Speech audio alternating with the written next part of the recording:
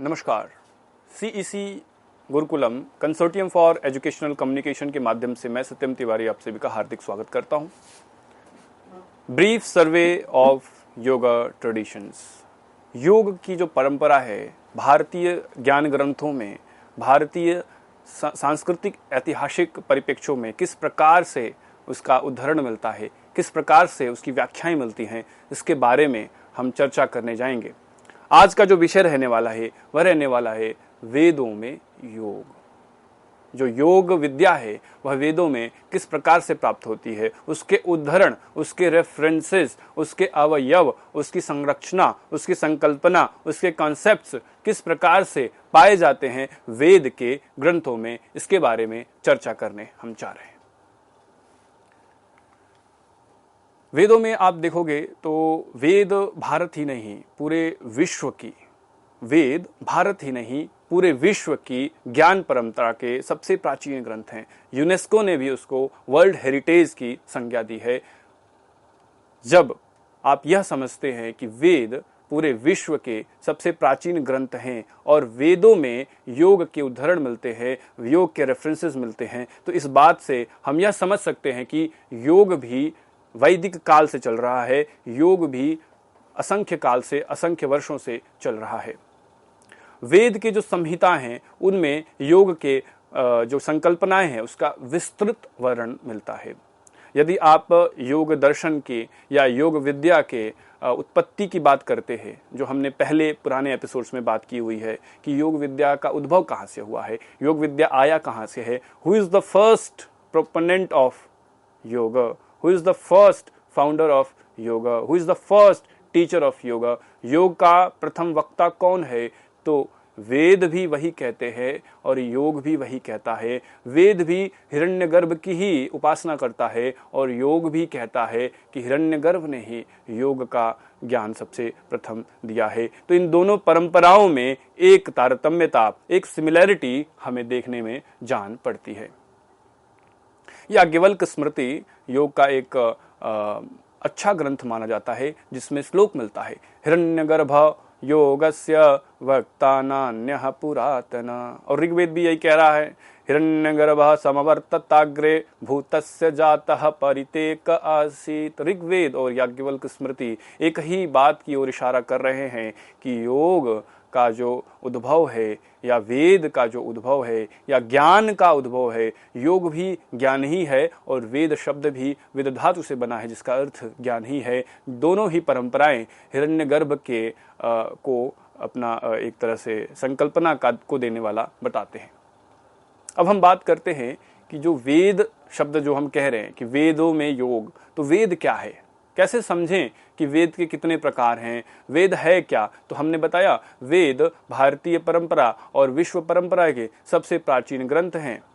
लेकिन आप सामान्य रूप से एक बात आप समझते हैं कि वेद 4 प्रकार के हैं। सामान्य रूप से सभी समझते हैं कि वेद 4 प्रकार के हैं, ऋग्वेद, यजुर्वेद, सामवेद और अथर्ववेद, ऐसी बात चलती है। लेकिन इसमें कुछ त्रुटि रहती है जिसको हम आज ठीक करने का प्रयास यहाँ पर करने वाले हैं।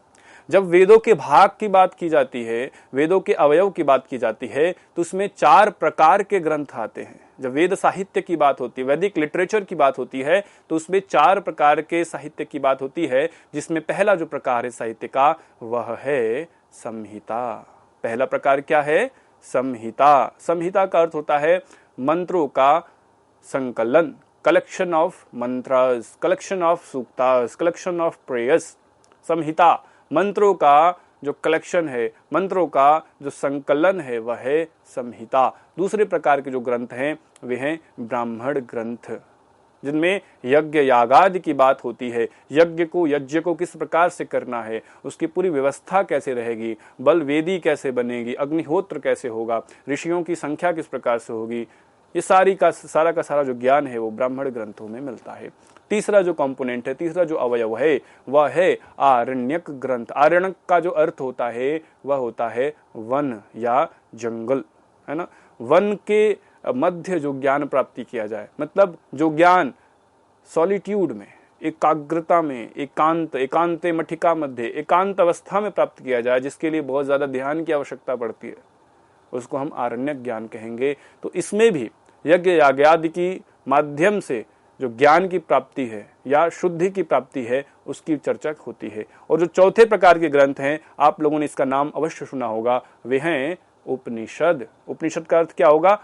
उपनिषद, पास आके नीचे बैठना। उपनिषद का अर्थ क्या हो जाएगा? उपनिषद का अर्थ हो जाएगा पास आकर नीचे। उपनिषद, किसके पास आकर नीचे बैठना? गुरु के पास आकर, निकट आकर, सन्निकट आकर उनके चरणों में बैठना। तो क्या होगा? जब गुरु के पास आकर उसके चरणों में बैठोगे तो क्या होगा? ज्ञान की प्राप्ति होगी। तो पूरे वेद का जो विद्या है या पूरे वेद का जो साहित्य है उसमें जो ज्ञान खंड है, जो ज्ञान की बात होती है, उसको हम उपनिषद कहते हैं। इसी को हम वेदांत भी कहते हैं। आप देखोगे इस पूरे चार्ट में लास्ट में आपको उपनिषद बताया, पहले संहिता बताया, फिर ब्राह्मण बताया, फिर आरण्यक बताया, फिर उपनिषद बताया। तो उपनिषद ज्ञान खंड है, उपनिषद ज्ञान कांड है। संहिता उपासना का कर है, कांड है, उसका खंड है, और ब्राह्मण और आरण्यक उसके यज्ञ यागादि के कर्म कांड के अंतर्गत आते हैं, कर्म शुद्धि के अंतर्गत आते हैं। उपनिषदों की संख्या, इसके ऊपर एक उपनिषद ही है। उपनिषदों की संख्या को बताने के लिए एक स्वयं में उपनिषद है जिसको हम मुक्ति को उपनिषद कहते हैं। उसके अनुसार 108 उपनिषद पाए जाते हैं। उपनिषद की संख्या 108 है, जिसमें 20 ऐसे उपनिषद हैं जिनका नाम ही योग उपनिषद कहते हैं। उपनिषद ऐसे जिनका नाम ही योग उपनिषद है। तो उपनिषदों में योग हो गया। जब उपनिषदों में योग की तत्व की बात हो गई तो वेदों में भी योग है, ऐसा हम सिद्ध कर सकते हैं। अब इन 108 उपनिषदों में से 20 योग उपनिषद हैं और कुछ उपनिषद है जिनको हम मुख्य उपनिषद, मेजर उपनिषद, प्रिंसिपल उपनिषद कहते हैं। उनकी संख्या अलग अलग आचार्यों के अनुसार अलग अलग होती है। कुछ आचार्य उनकी संख्या 9 मानते हैं, 9 मुख्य उपनिषद, कुछ 10 मानते हैं, कुछ 11 नंबर मानते हैं और कुछ 13 भी उसकी संख्या मानते हैं। संहिता की बात की तो संहिता 4 प्रकार की है जो आपने पहले से सुन रखा है। आपने वेदों के 4 भाग से सुने थे, ऋग्वेद, सामवेद, यजुर्वेद, अथर्ववेद।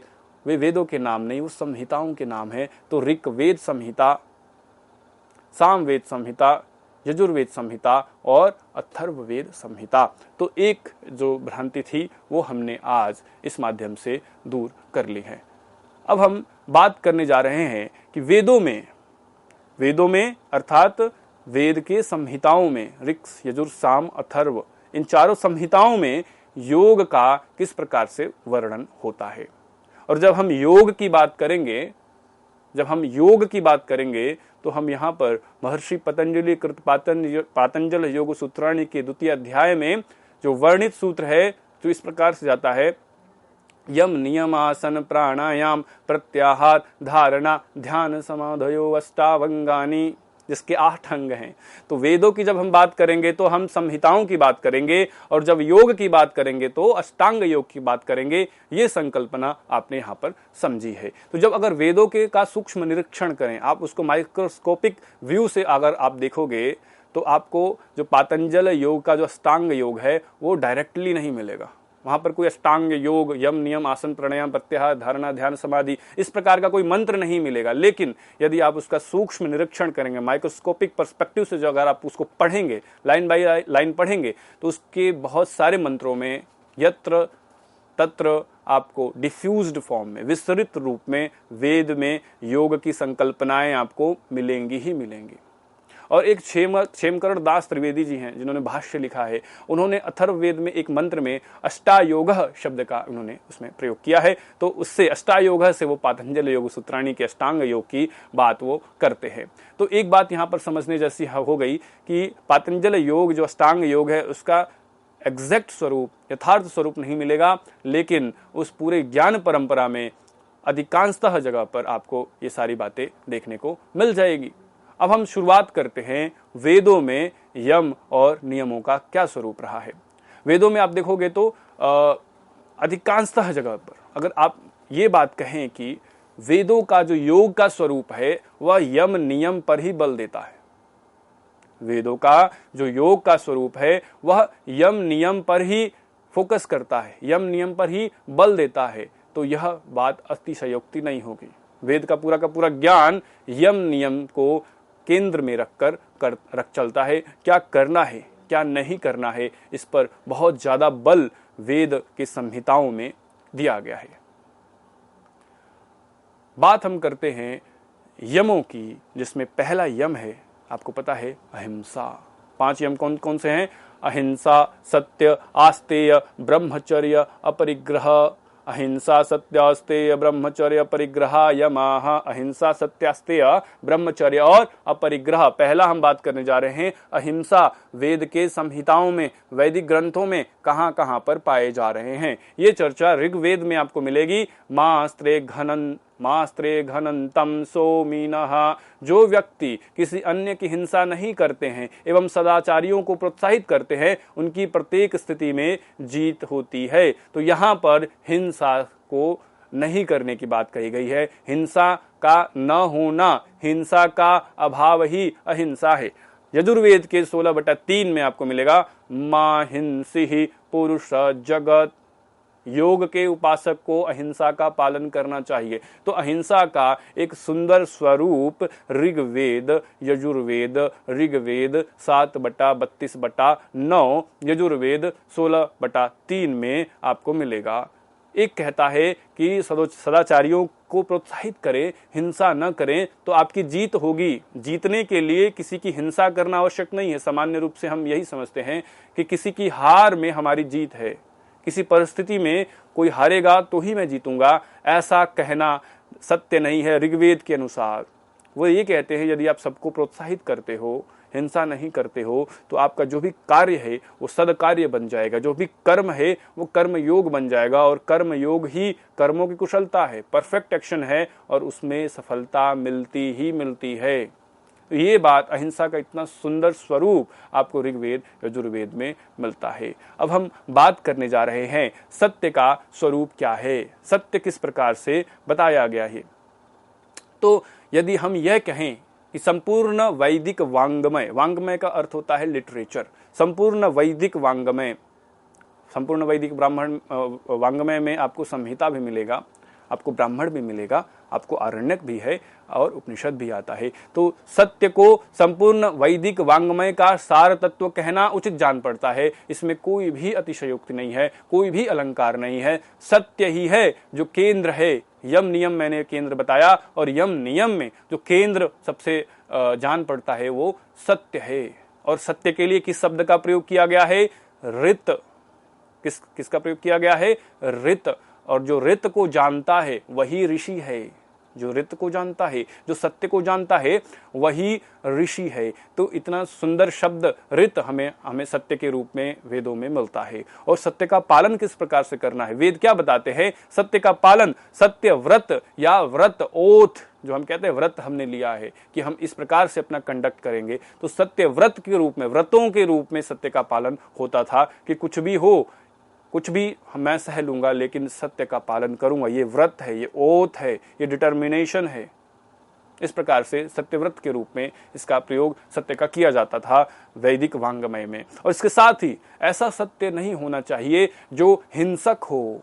इसीलिए आप देखोगे सत्य को अहिंसा के बाद रखा गया है ना कड़ी में। पहले था अहिंसा, किसी की भी हिंसा न करें, प्रोत्साहित करें, जीतेंगे। लेकिन कई बार ऐसा होता है कि कोई सत्य किसी की हिंसा कर जाता है, तो ऐसा सत्य होना चाहिए जो अहिंसक हो। ऐसी सत्य होनी चाहिए जो अहिंसक हो। तो सत्य के अभ्यास के लिए मृदुवाणी, मतलब ऐसी बातें बोले जो सामने वाले को सूत करनी चाहिए। ऐसा सत्य ना बोलें जो बिल्कुल सामने अन्यथा हो जाए या सामने वाले को कष्ट पहुंचाए। वहां पर मौन का प्रयोग भी कर सकते हैं। तो सत्यम ब्रूयात प्रियम ब्रूयात न ब्रूयात। सत्यम अप्रियम, सत्य बोलना है, प्रिय सत्य बोलना है, अप्रिय सत्य के समय मौन रहना है। उस व्यक्ति को समय ही शिक्षा दे देता है। इस प्रकार से आप इसको समझ सकते हैं। सत्य के लिए एक और अथर्ववेद के 1/31/2 में एक मंत्र मिलेगा जो कहता है, जिह्वा अग्रे मधु में जिह्वा मूले मधुलकम। अथर्ववेद 1/31/2। ये प्रार्थना क्या कहते हैं ऋषि जो ऋत को जानते हैं? वो यह है, मेरी वाणी के अग्रभाग पर जिह्वा मूल में तथा मन में मधुरता का विराजमान हो, एक डिसेंसी हो, एक हैप्पीनेस हो, एक कंटेंटमेंट हो, एक संतोष हो, एक प्लीजिंग इफेक्ट हो। हम नम्र बने, विनम्र बने, पोलाइट बने। वाणी के अग्रभाग का मतलब जब हम कुछ बोलते हैं तो हमेशा तौल मोल के बोले कि जो बोला जा रहा है क्या वो अनिवार्य है, क्या मौन से अच्छा है, क्या जो बोल रहे हैं वो मौन से अच्छा है।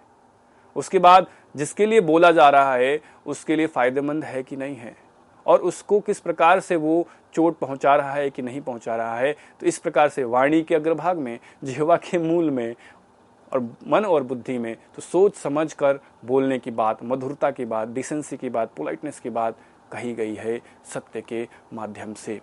अब हम बात करने जा रहे हैं अस्तेय शब्द के लिए क्या प्रयोग हुआ है। अस्तेय क्या है? तो चोरी का अभाव।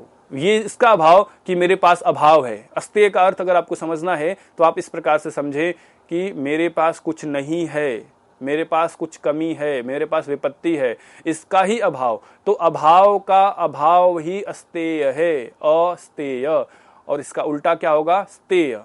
अस्तेय, स्तेय। अस्तेय का होता है अभाव का अभाव, और स्तेय का अर्थ होगा अभाव। या जब अभाव होगा तो क्या करेंगे? उसको पूरा करने के लिए दूसरों की संपत्ति, दूसरों का ज्ञान, दूसरों का सामान हम छीनने का, चुराने का प्रयोग करते हैं। तो वेद मंत्रों में अस्तेय शब्द का प्रयोग आपको स्तेन के रूप में मिलेगा, क्योंकि वैदिक संस्कृत है तो स्तेन शब्द के रूप में मिलेगा। दस्यु शब्द का भी प्रयोग होता है, वंचक शब्द का भी प्रयोग होता है, चौर कर्म शब्द का प्रयोग होता है। और अस्तेय को एक बड़ा ही जघन्य तथ्य के रूप में पेश करते हैं, और इसको निपटाने के लिए, इसको नियंत्रित करने के लिए दंड का भी प्रावधान वैदिक ग्रंथों में मिलता है कि दंड दो, उसको कारावास में भेजो जिसने भी स्तेय किया है, अस्तेय का पालन नहीं किया। यहां पर आपको समझना होगा अस्तेय चोरी का अभाव, चौर कर्म का अभाव, स्तेन का अभाव, दस्यु का अभाव, वंचक का अभाव। और स्तेय, स्तेन, दस्यु, वंचक, चौर कर्म, चोरी करना, प्लेगरिज्म, कॉपीराइट इन्फ्रिंजमेंट, किसी की आइडिया को चुराना, हड़पना, डाका डालना, ये सभी शब्द आपस में मिलते जुलते हैं। और इससे निपटने के लिए योग में कड़े से कड़े प्रावधान या कड़े से कड़े आदेश दिए गए हैं और उसकी निंदा की गई है। अब हम बात करने जा रहे हैं ब्रह्मचर्य क्या है, ब्रह्मचर्य का प्रयोग क्या है, ब्रह्मचर्य की उत्पत्ति कैसे है, वेदों में ब्रह्मचर्य का वर्णन किस प्रकार से मिलता है। तो ब्रह्मचर्य शब्द जो निष्पन्न है वो व्रीहि वृद्धो धातु से निष्पन्न है, जिसमें ब्रह्म का अर्थ क्या है? जो विराट है, जो बढ़ा हुआ है, जो ईश्वर है, जो ब्रह्म है। वेद को भी हम ब्रह्म कहते हैं। जो तपश्चर्या है वही वेद है, जो सर्वत्र है वही है वेद। और उसका भक्षण करना, उसको कंज्यूम करना, उसका अभ्यास करना, उसको समझना, उसको आत्मसात करना, उसको अपने जीवन में उतार लेना ही चर है, चर्या है। तो जो ब्रह्म की प्राप्ति में लगे हुए हैं, ब्रह्म की प्राप्ति को करना चाहते हैं, ब्रह्म की प्राप्ति ही जिनकी इच्छा है, वही है ब्रह्मचर्य के पालन, जिन्हें हम कहते हैं ब्रह्मचारी।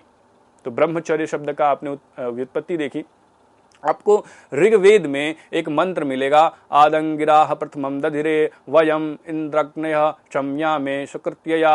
अर्थात 24 वर्ष तक ब्रह्मचर्य का पालन की बात यहाँ पर की गई है। और भारत भूमि इतनी विशाल, इतनी महान, ज्ञान परंपरा इतनी विस्तृत इसीलिए हुई कि हम ब्रह्मचर्य के प्रयोग को समझते हैं, ईश्वर के प्रयोग को समझते हैं, ईश्वर के स्तुति को समझते हैं, और अपने जीवन में शक्तियों के आधान के लिए, शक्तियों के संचय के लिए, शक्तियों के विस्तृतीकरण के लिए, शक्तियों के प्रयोग का जो विज्ञान है ब्रह्मचर्य। और आप आयुर्वेद में भी देखोगे कि ब्रह्मचर्य की बात आती है। आहार, निद्रा और ब्रह्मचर्य के रूप में आप अपने जीवन को संतुष्ट, अपने जीवन को पूरित स्वास्थ्य का संवर्धन कर सकते हैं। इसके चर्चा भारत के इस अद्भुत ग्रंथ वेदों में मिलेगा। ब्रह्मचर्य योग में, यमों में आता है।